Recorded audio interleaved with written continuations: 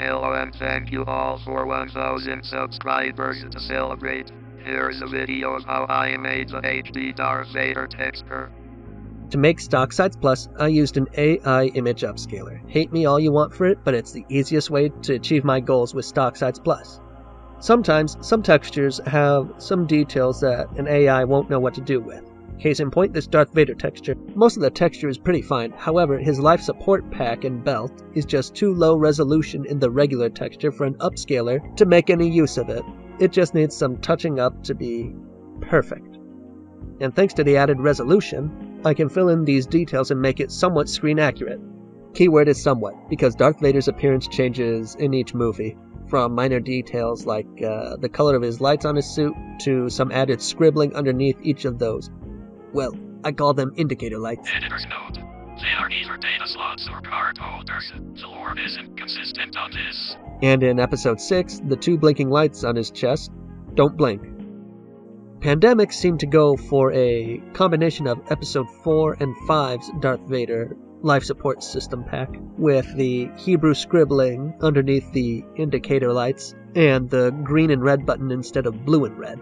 So I'm sticking to that minus some of the in-between bits and bobs that were added in episode 5. This is because I can't actually find a good reference for what's in between the big switches on his chest. To stay in line with how Pandemic designed Battlefront 2, I only used the Battlefront 1 cockpit textures. For these lower buttons here, I nabbed them from the AT-AT cockpit. For these dials, I got them from the Snowspeeder cockpit. For these indicators, I used the AT-AT cockpit, and I did a lot of editing. For that small button there, I used the Jedi Starfighter, and for these big switches, I used the fighter tank. And this here, I also used the fighter tank. Because I couldn't find any good screenshots of Vader's life support pack, I traced out the text on a iron-on patch, and with the regular texture done, I moved on to remaking the alpha map. And because I want to add some glow-in-the-dark buttons, I'll have to make a separate texture with its own alpha mask, so transparency will work properly. And with the texture work out of the way, I went on to Soft Image Mod Tools to edit the model. Because Darth Vader's chest is already set up to have blinking lights, I decided against adding a glow mat to his chest and only added it to the belt packs.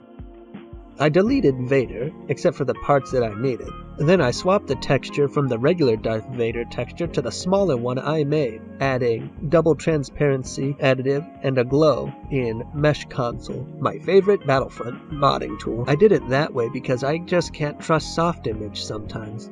Editor's note.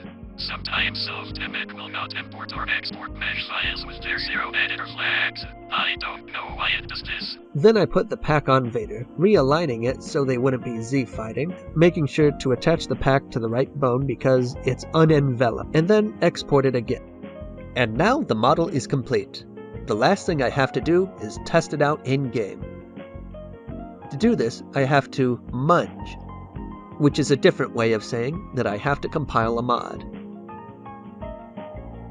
Once that's finished, I have to find the compiled files and move them to the proper directory so they'll load in-game. Because this is a side mod, it replaces the default side files. They contain the data for everything you control in this game. And with everything in place, I can launch the game. And there he is. Everything seems to be working perfectly. This model and texture will be included in Stock Size Plus version 3, whenever that gets released. Thanks for watching.